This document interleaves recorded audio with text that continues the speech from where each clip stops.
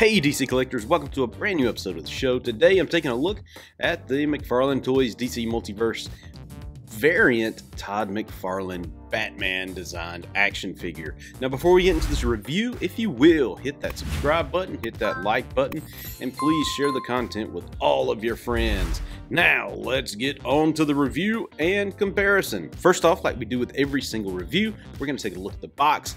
And the front of the package just gives you a nice look at the figure as well as the accessories that he comes with and gives you that DC Multiverse logo. Right side of the box shows you that this is designed by Todd McFarlane with his printed signature.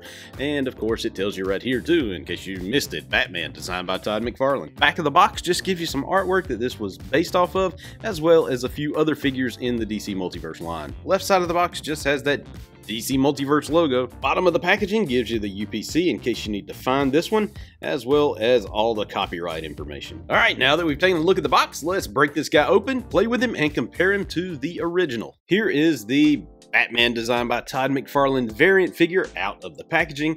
The first thing we're going to do is look at the accessories. We're going to start off with the card here, and this, in my opinion, is the exact same card that we got with the original release.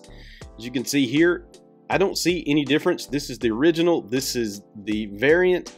There is no difference between the two cards that I can see. If you see it, let me know in the comments below that you see a difference. Back of the cards looks exactly the same to me. He comes with the cool black disc DC logo base that all of these figures come in. See, DC logo. This one comes with a cool golden batarang that the first one did not come with, which is this is a pretty cool batarang. This one also has these cool swords with the spikes on the handle. Now the original Batman did not come with this. He came with some golden like knife looking things, or similar size to this, but they were golden and not exactly the same, different handles, different blades. With the accessories out of the way, let's take a look at the Batman. We've already reviewed this guy previously, so I'm going to put a link right up in here for the original review, but this is the variant. The only differences are color schemes and a few of the accessories, so I'm going to bring out the other Batman so we can review both of them, so you can get a good look at both of them. And the real difference is just very, very slight.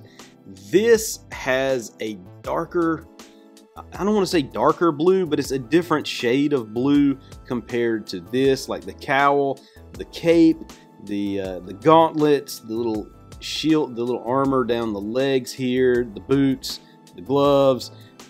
It's just a different color blue, and I don't know how to really describe it. Let's see if you can get a good look here.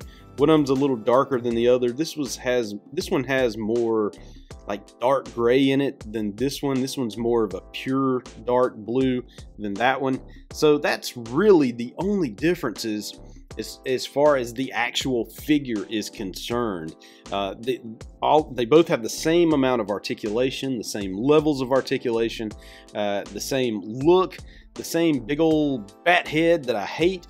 The goggles do make a difference. It makes those ears not as long, in my opinion, and the forehead not as big because you have those goggles there. So the head on this one looks better with the goggles. The big difference here, the real big difference, is that this guy comes with this batarang that we've already looked at, and these two swords. Now, if we look at Batman over here, the original, here are the two swords that guy came with. And these are not, should I say swords? These are more like half swords, kind of. But they do fit in his back there in the little sheath. Now, it's the same sheath, so I'm wondering if these guys are actually going to fit. So let's take him, turn him around. As you can see, he has the same thing. And yes, they do, but not as well, in my opinion. I don't think that these actually fit in that hole as well, but he does have, you know, those handles right there. This is the only difference. And McFarlane, you got me again, man. You make me spend money when I really don't want to double dip on a figure. This is not my favorite Batman figure at all by any means. The head on, like I said, my biggest gripe is with the head. The rest of them looks pretty good, except for the wrist articulation looks horrid, because you could see that big old wrist ball joint there that just looks terrible in my opinion. I'm not a big fan of that. Otherwise, you know, I like the cape. I even like the look of the bat symbol and the way it attaches to the cape on this one. Now, if I had to pick between the two, body-wise, I think I like this, the variant with the truer blue, than I do this one.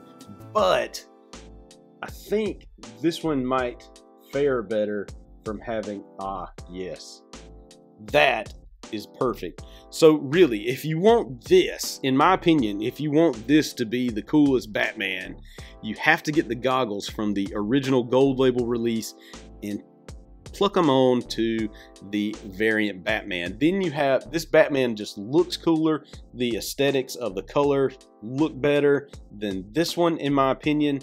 But to make his forehead not so big, you really need the goggles on there so it doesn't, you know, doesn't make his forehead appear so freaking large. I'm a stickler when it comes to my accessories, so I have to keep them on here.